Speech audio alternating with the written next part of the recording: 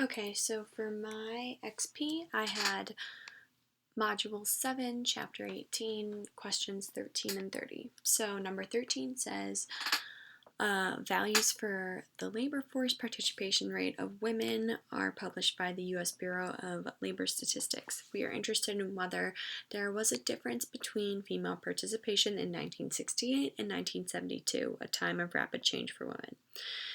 We check LFPR values for 19 randomly selected cities for 1968 and 1972. Shown below is software output for 2 possible tests. So from here, we look at the data given from the 2 possible tests, and it says a paired t-test with a test hypothesis, a null hypothesis of them having the same number of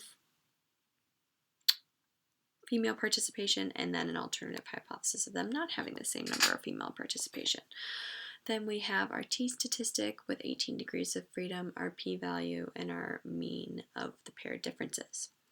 Then we go down to our other one. This is a 2-sample t-test, and it goes through about the same statistics. Now, right from the beginning, I already know that there's definitely a relationship between these 2 parties. We have female participation in 1968 and 1972 for the same exact organization, so we can assume that this is going to be a matched group of people because we're comparing the same type of labor, just in the same city but at different times. So going up here to our first question, which of these tests is appropriate? It's the paired t-test. And why? And it's because they have a matched relationship, and we are comparing them against one another. And then B, using the test you selected, state your conclusion. So just based off of the data that we have here, before I even need to do anything, I would say, since the p-value is less than the significance threshold of 0.05, we can reject this null hypothesis and assume that based off of the evidence that this means that the work rates were not equal in 1968 and 1972. If we're having any problems with these, I would check out Chapter 18, Section 18.2, and then if you want a page number for reference, that'd be about 587. So then for number 30, it gets a little more complicated.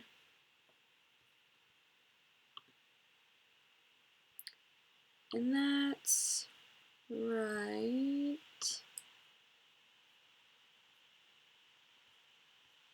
Well, the question's on the other side, so one second. Here we go. Many drivers of cars that can run on regular gas actually buy premium in the belief that they will get better gas mileage. To test that belief, we use 10 cars from a company fleet in which all cars run on regular gas. Each car is filled first with either regular or premium gasoline, decided by a coin toss, and the mileage for that tankful is recorded. Then the mileage is recorded again for the same cars for a tankful of the other kind of gasoline. We don't let the drivers know about the experiment. So automatically, right away, I already know that I'm going to be doing a paired t-test because there's clearly a relationship between these different types of cars and this gasoline. So I'm automatically just going to start there right away. So A, is there evidence that cars get significantly better fuel economy with premium gasoline?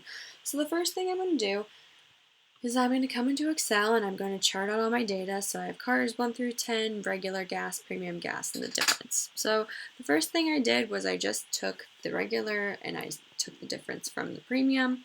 Here are my differences, and I averaged that out to negative 0.2.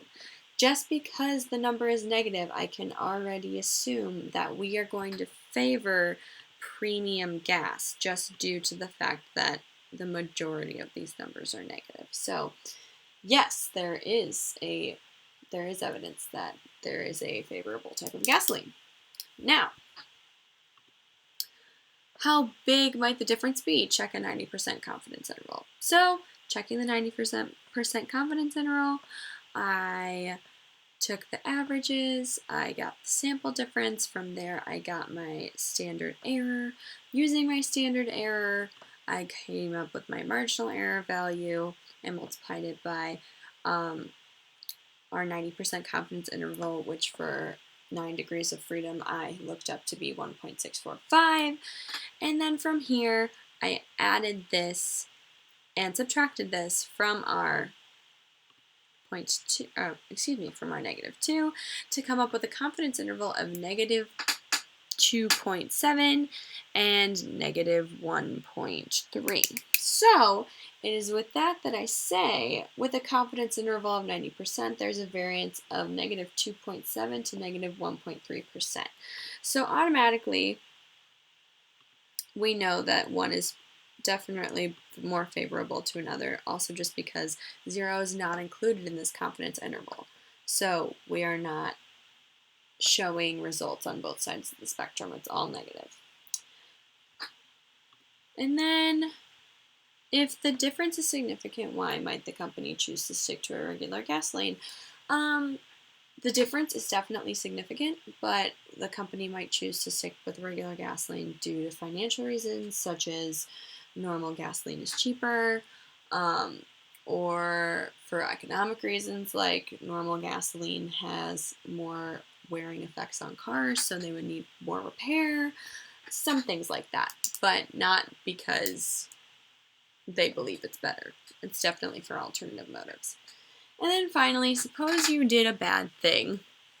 Suppose you had mistakenly treated these data as two independent samples instead of matched pairs. What would the significance test have found? Carefully explain why the results are so different. So if I did this as independent samples instead of matched pairs, then we would neglect to recognize the relationship between the matched pairs. So instead of finding the differences between the regular and premium gas, we would just find different evidence that did not support or clarify the relationship in any way.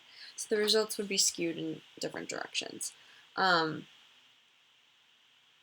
So if you're having any problems with these, I also would go back to page 587 and check out sections 18.2 and 18.3 in the textbook.